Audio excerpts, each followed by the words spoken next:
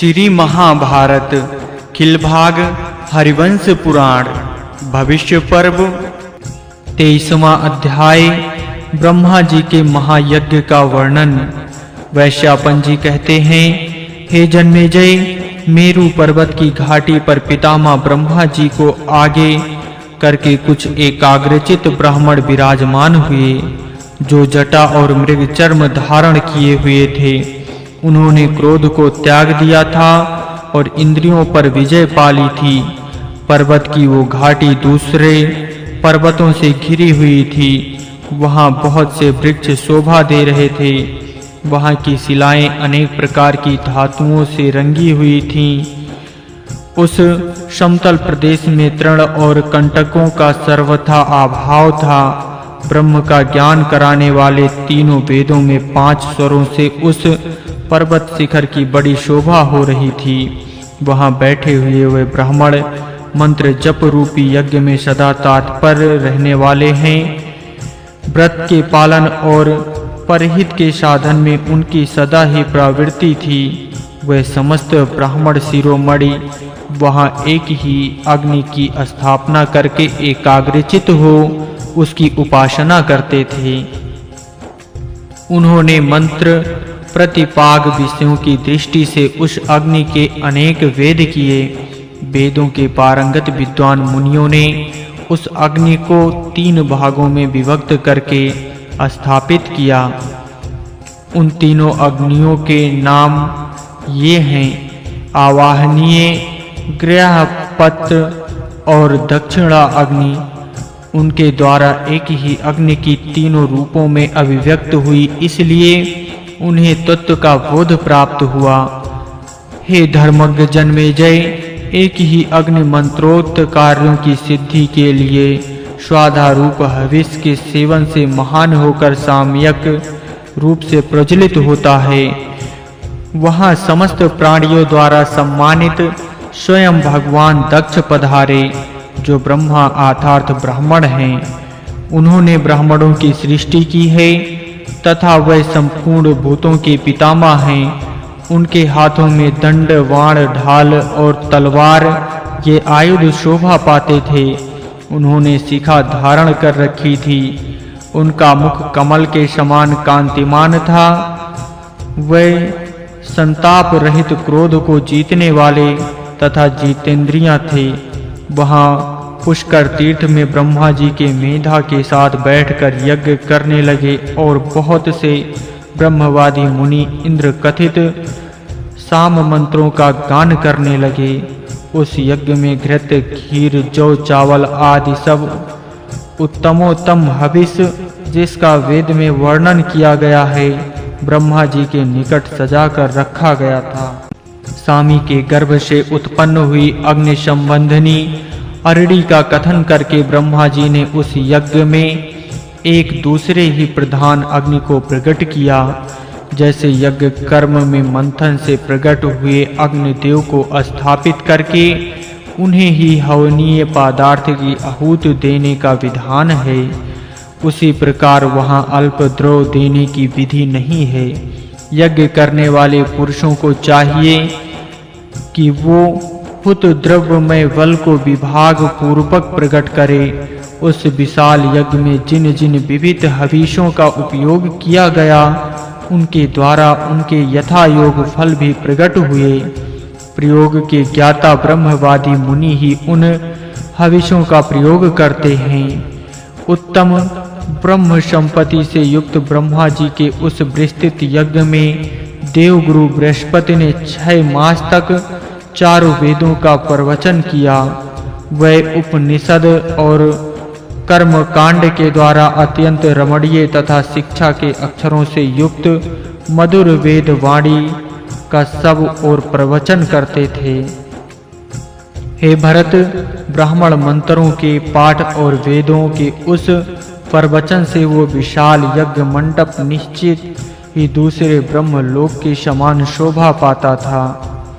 ब्रह्मा जी की मुख से प्रकट अथवा ब्रह्मा जी के द्वारा प्रधानता में संपादित हुआ वो यज्ञ अनामय अप्रामाणिकता की आशंका से रहित वेद के शब्दों और श्रुति के अनुसार विनियुक्त प्रयुक्त हुए मंत्रों द्वारा सामयिक रूप से अनुष्ठान में लाया जाकर बोलता हुआ स उत्तरोत्तर वृद्धि को प्राप्त हो रहा था। उस यज्ञ में समिधाएं, सोमरस रखने के लिए कलश, श्रूयक, श्रुवा आदि यज्ञ पात्र, ब्रह्म पात्र, जौ, व्रीहि, घृत तथा जल से भरे हुए पात्र रखे हुए थे, जिनसे उस यज्ञ की बड़ी शोभा हो रही थी। सब ओर से प्राप्त हुए सुवर्ण आदि रत्नों परमात्मा को समर्पित करके किए गए इष्ट आदि कर्मों, दूध के लिए लाई गई दुधार गौएं और उनके कोमल बछड़ों से सुशोभित हुए उस यज्ञ की उत्तरोत्तर वृद्धि हो रही थी। हे भरत, वेद मंत्रों की ध्वनि से, दक्षिणा रूपी वय से तथा तपस्या ज्ञान से बढ़े हुए ब्रह्म ज्ञान में यज्ञ देव विद्या, यज्ञ कर्म की अंगभूत उदित आदि की उपासना से संयुक्त हो उत्तरोत्तर बढ़ रहे थे। हे नरेश्वर, उस समय यज्ञ आत्मा ब्रह्मा मरुदणों की साथ रहकर मना कल्पित समिधा आदि उपकरणों से युक्त, जो स्वयं उनसे प्रकट हुए घृत आदि हवनीय पदार्थ थे, उनकी अग्नि में आहुति देने लगे। हे जन्मेजय, वेदोक्त विधि से किया गया और तजोमय चिन्मय मूर्ति धारण करने वाले ध्रुव देवता आदि याग संबंधी रूपों से युक्त हुआ ब्रह्मा जी का वो यज्ञ समस्त प्राणियों के कर्म से अछूता रह गया। अर्थात उनका यज्ञ कर्म सबसे उत्कृष्ट था। वह भगवान ब्रह्मा सामी गर्भ से उत्पन्न हुई अग्नि संबंधनी अरड़ी का मंथन करके प्रकट हुई अग्नि में ही अग्रिम टोष याग द्वारा पूर्ण विधि के साथ यजन कर रहे थे। उस यज्ञ कर्म के संपादक काल में सदस्यों से भरा हुआ वो यज्ञ सभा का मंडप बड़ी शोभा पा रहा था। वहां सब लोग बड़ी मधुर वाणी बोलते थे तथा सहायकों सहित सारी क्रियाएं संपन्न हो रही थीं। हे राजन, वो महायज्ञ वेद वेदांगों के पारंगत विद्वान तथा सूर्य और चंद्रमा के समान तेजस्वी ब्राह्मणों द्वारा किए गए तपोयुग कर्मों द्वारा बड़ी शोभा पा रहा था। वेदों के महान घोष से ये यज्ञशाला दूसरे ब्रह्मलोक की भांति जान पड़ती थी। उस समय सारे देवता भूतल पर आए प्रतीत होते थे। वेद वेदांगों के ज्ञाता विनयशील एवं ब्रह्मवादी ऋषि जो तपस्या करते करते दुर्बल हो गए थे, उस यज्ञ में आते जाते दिखाई देते थे। उनके कारण वो यज्ञ ऐसी शोभा पाता था मानो स्वर्ग लोक में प्रतिष्ठित हुआ हो। ब्रह्मा का वो महान यज्ञ तेजस्वी ब्राह्मणों और यज्ञ स्थल में प्रज्वलित होने वाली त्रिविध अग्नियों से ब्रह्मलोक की भांति प्रकाशित हो रहा था। उस विस्तृत यज्ञ में ब्रह्मवादी मुनि इंद्र कथित शाम मंत्रों का गान और यजुर्वेद के वाक्यों का पाठ कर रहे थे। वहां तपस्या से शांत ब्रह्मपरायण तथा सत्यव्रत के पालन में तात्पर रहने वाले समस्त मुनि सुनी हुई बातों का अनुसरण करने वाले मानसिक संकल्प के द्वारा आ पहुँचे थे।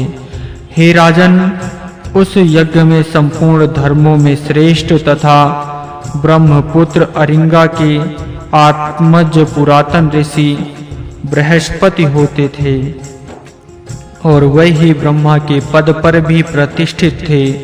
हे नरेश्वर, यज्ञ के अंत में भगवान विष्णु की पूजा करके यजमान ब्रह्मा तपस्या से पुष्ट हुए आदित्य देवी के पिछले गर्भ में अवतीर्ण हुए हैं।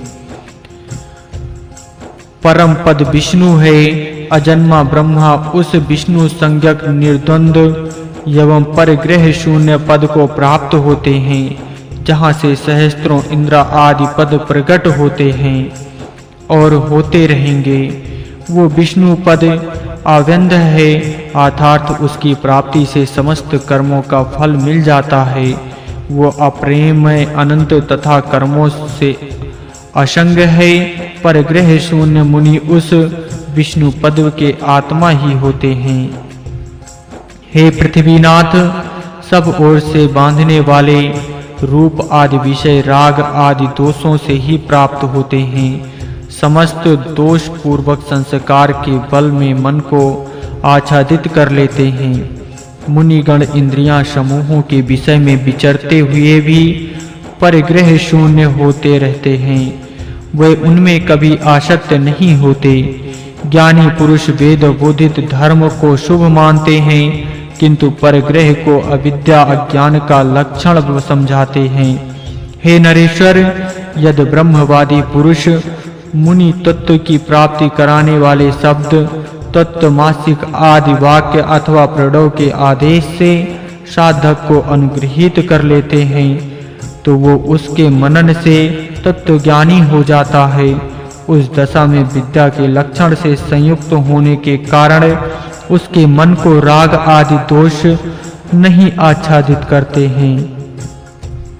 हे कुरुश्रेष्ठ, जो वेद विद्या एवं ब्रह्मचर्य व्रत को पूर्ण करके उसमें निष्गणत हो चुके हैं तथा शौच संतोष आदि नियमों के पालन में तात्पर रहते हैं, वह कर्मष्ठ पुरुष स्वर्ग के सत्पुरुषों के रहने के लिए जो लोक या स्थान है, उन्हीं को लोक कहते हैं।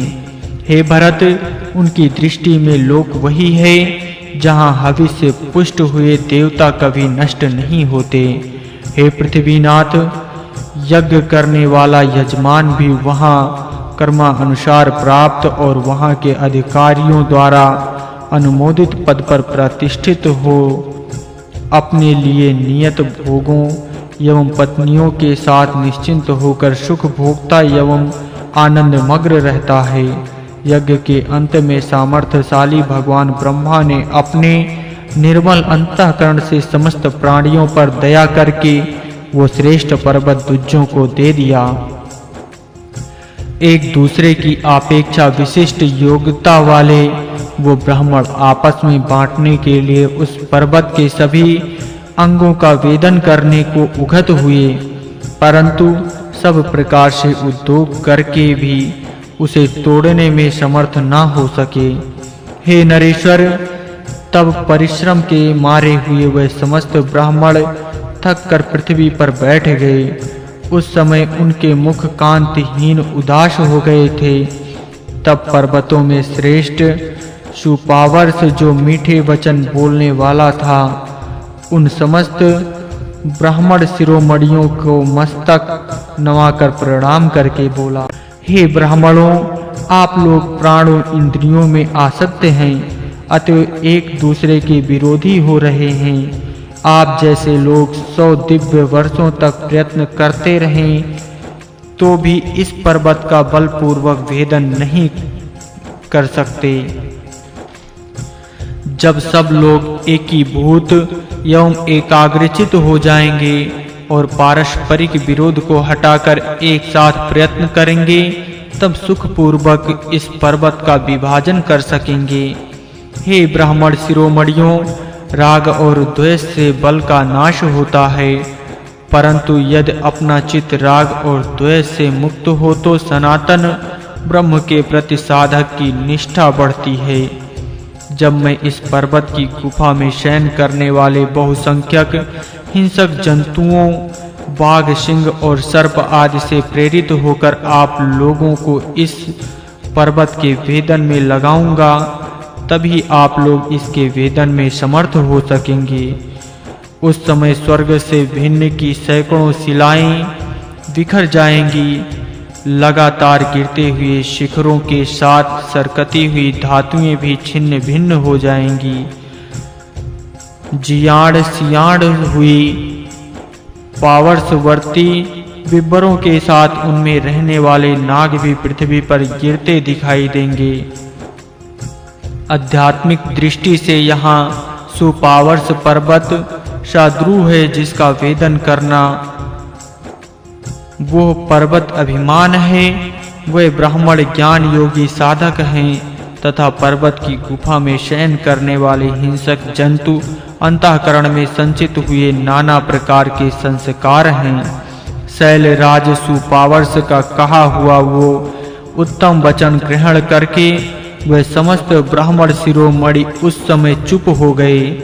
इस प्रकार श्री महाभारत के खिल भाग हरिवंश के अंतर्गत भविष्य पर्व में पुष्कर प्रादुर्भाव विषयक 23वां अध्याय पूरा हुआ।